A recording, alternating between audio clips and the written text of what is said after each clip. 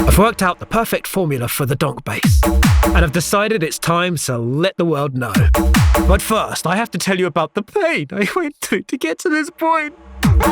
And yeah, I could just give you the donk preset, and I will, don't worry, we're gonna get there. But I'd rather teach you how to donk to inspire the next generation of donksmiths. So here's FM8. By the way, I'm Owen Palmer. Some say I'm the greatest synthesist who ever graced planet Earth. But in all seriousness, in this video, we need to go back to basics. So first, we're gonna look at how to make old school FM bass sounds, which are the precursor to the donk. And that will lay the groundwork for the ultimate donk. The clubhead's donk. Currently, you're hearing the sound of operator F. An operator is basically an oscillator in FM terms. When I activate operator E, we now have two identical sine waves playing at the same pitch. When I increase the ratio of operator E, like so, it doubles the frequency. In other words, operator E is now an octave higher than operator F. Now, if I, instead of pushing operator E through the output, if I push it through operator F, E becomes a modulator and F becomes a carrier. They're still operators, but now E will be modulating the frequency of F. And you can hear the more I modulate F with E, the brighter, the sharper the tone. Likewise, if I increase the frequency of E, which is determined by the ratio, that will also produce a brighter, harsher tone as well. For that hollow donk-like character, we'll want the modulator to be double the ratio of the carrier. And to prevent clicking at the end of each note, we should increase the release times of both operators. Specifically, the modulator, operator E in this case, should have a longer release than the carrier, operator F.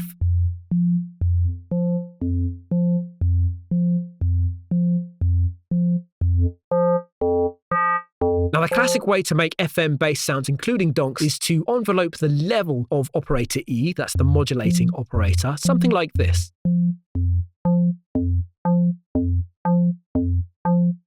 And then you can adjust the amount E modulates F until you get the tonality you're looking for. Actually, let's listen to that an octave lower.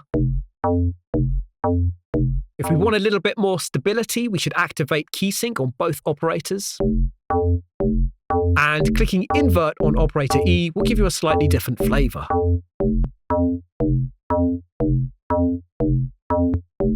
So that's the basic formula for a donk bass, but did you spot the lie? You see, this isn't FM synthesis at all. FM synthesis is when one oscillator, or operator, modulates the frequency of another one. I said that's what we were doing, but technically FM8 uses phase modulation. It should be called PM8. In fact, most of the classic digital FM synths use PM, not FM. It's a common misnomer. They're doing phase modulation, not frequency modulation. And what's interesting about this is that there's not really a very precise definition for what phase modulation actually is. In other words, how FM synthesis is implemented on one plugin is often quite different from how it's implemented on another. Yeah, it's not quite donkey enough for my liking. So the big question, which synth is best suited for the task? In search of clues, I found two rumours doing the rounds. The first rumour is that clubheads use a Yamaha TX81Z. The second rumour is that there's a specific particular waveform found on the TX81Z that's one of the magic ingredients for the clubheads donk. We'll call this TX Wave 2. So then why is it so difficult to figure out how to make the clubheads donk? Because what I'm hearing is people either make a sound that's donk-like, which isn't quite a clubheads donk, or they just snatch a sample from one of the clubheads tracks. Bit of a cop-out if you ask me. But you know, I thought this was going to be an easy sound to figure out, and it wasn't. So how do we make a donk here? Turns out one of the main reasons why it's so difficult is because even if you did all the right things, doing it on the wrong synth, you're not going to get the clubheads donk. And that just goes back to what I was saying before about how different plugins implement FM synthesis, technically phase modulation synthesis, slightly differently. I first got close with ChipSynth OPS7 by Plogue. That's when I decided to make a donk tutorial. Why ChipSynth OPS7? Plogue have achieved what they call a bit accurate emulation of a Yamaha style FM synth. It doesn't specifically emulate a TX81Z, but it does have that TX Wave 2. These settings are essentially the same as what we've already covered on FM8. You can also add operator 5 to act as a modulator on operator 4, giving it the fastest possible envelope time so it has that crucial clicky attack. You can fiddle with the operator 5 pitch and level controls to tweak the tonality of the clicky attack to taste.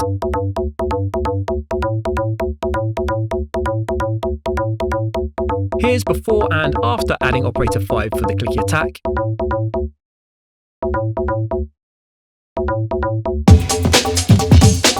Oh, wicked. Now put a donk on it. Oh, I mean, if you want to go like full donk. Yeah, let's go full donk. So to go from that to this, Yeah, it's sick, that. all I did is change operator 4 from a sine wave to a sine variant 1, which is the TX wave 2. So as I say, I got pretty close with chipsynth OPS 7, but then Yamaha released Halion 7 under their Steinberg brand, and it contains the TX wave 2, and it can even load presets from the TX81Z. Since I knew what I was looking for, having already made donks with OPS 7, I was scanning through as many TX81Z presets as I could until I found this one.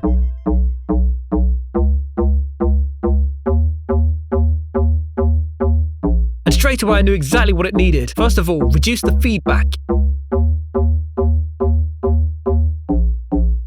Also, we don't need operator 4, so let's remove that.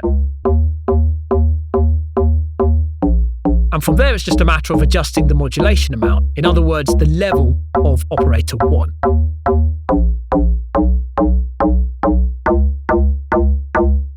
Yeah, that's good. Yeah, that's sick. That is sick. Loading the same preset in FM8 sounds like this. Switch off the effects. Then go to the ops. Again, eliminate the feedback. And switch off operator F. And then it's just a matter of adjusting the modulation amount. In other words, the level of operator C. And remember, we can also invert the waveform on FM8.